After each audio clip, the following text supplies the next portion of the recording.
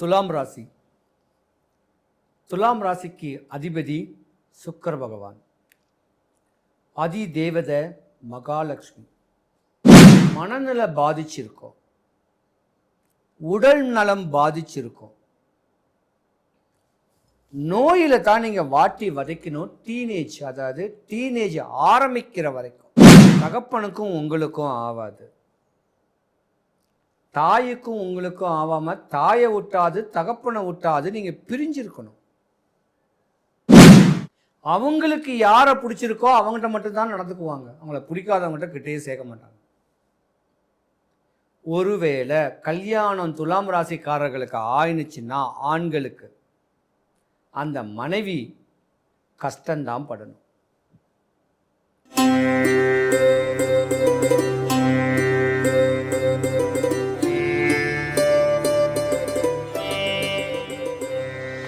இரண்டாயிரத்தி 26 சித்திர மாதம் தமிழ் வருடப்பிறப்புக்கு பின்பு மேச ராசி முதல் மீன ராசி வரைக்கும் உங்களுடைய இரத்த சம்பந்தப்பட்ட உறவு ஒன்று பிரிய போகுது.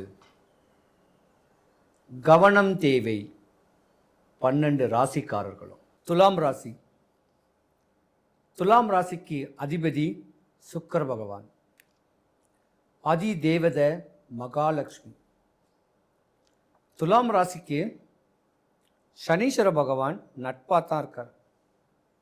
அப்போ நிறைய பேர் லா படிக்கலாம், வாதம் விவாதம் பண்ணக்கூடிய ஒரு தைரியம் கிடைக்கும், ஒரு கம்பீரம் கிடைக்கும்.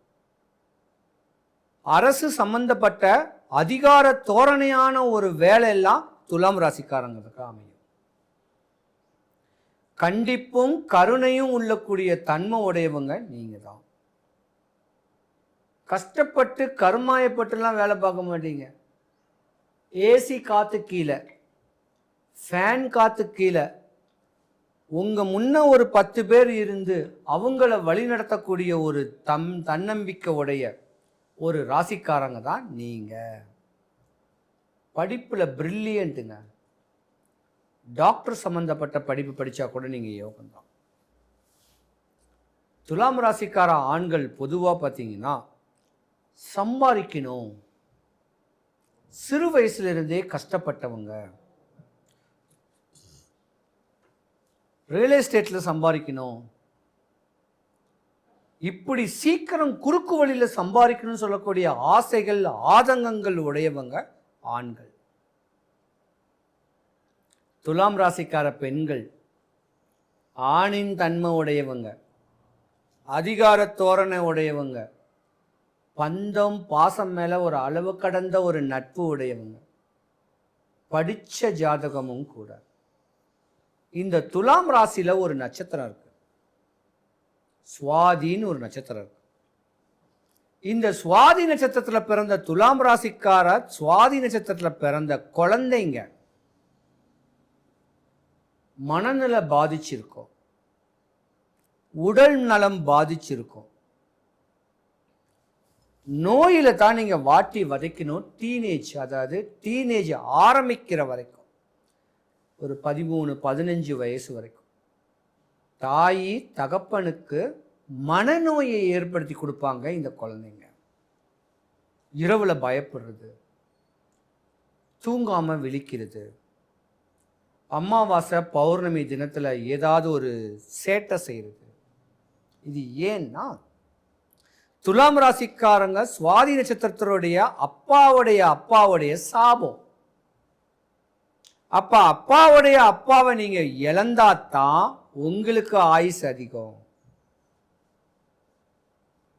அதோட குரு மகாதசை 13 வயசுக்கு மேல நல்ல படிப்பு, ஒரு 25 வயசு வரைக்கும் செம்ம பிரில்லியன்ட். 25 வயசுக்கு அப்புறம் சனி மகாதசை நடக்கும். தகப்பனுக்கும் உங்களுக்கும் ஆவாது, தாய்க்கும் உங்களுக்கும் ஆவாம தாயை விட்டாது தகப்பனை விட்டாது நீங்க பிரிஞ்சிருக்கணும். ஏன் கல்யாணமே ஆயிருந்தா கூட குழந்தை குட்டி பிறக்கத்துல பல இடையூறுல இருந்து கணவன் மனைவியே பிரிஞ்சிருந்திருக்கணும். பிரிஞ்சிருந்து தன்னந்தனியா இருந்து வாழ்க்கையை வாழ்ந்து ரசிச்சு ருசிச்சு கஷ்டப்பட்டு கருமாயப்பட்டு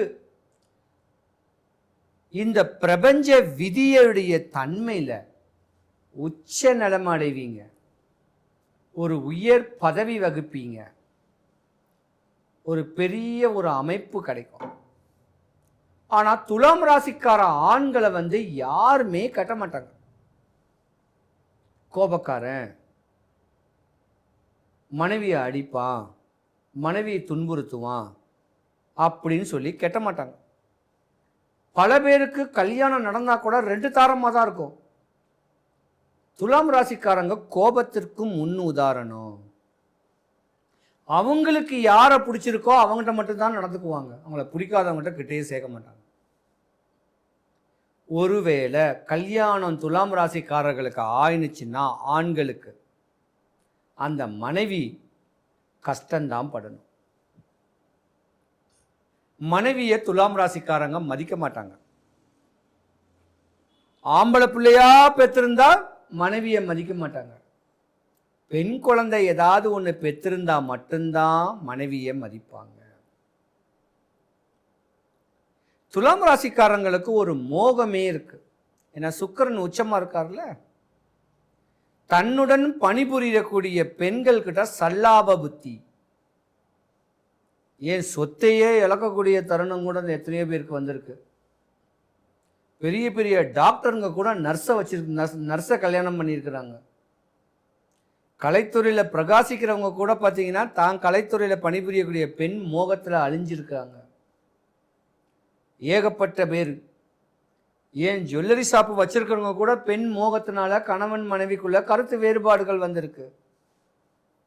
துலாம் ராசிக்காரர்களுடைய மாமியாருக்கும் உங்களுக்கும் ஆகாது, மனைவிக்குமே உங்களுக்குமே ஆகாது.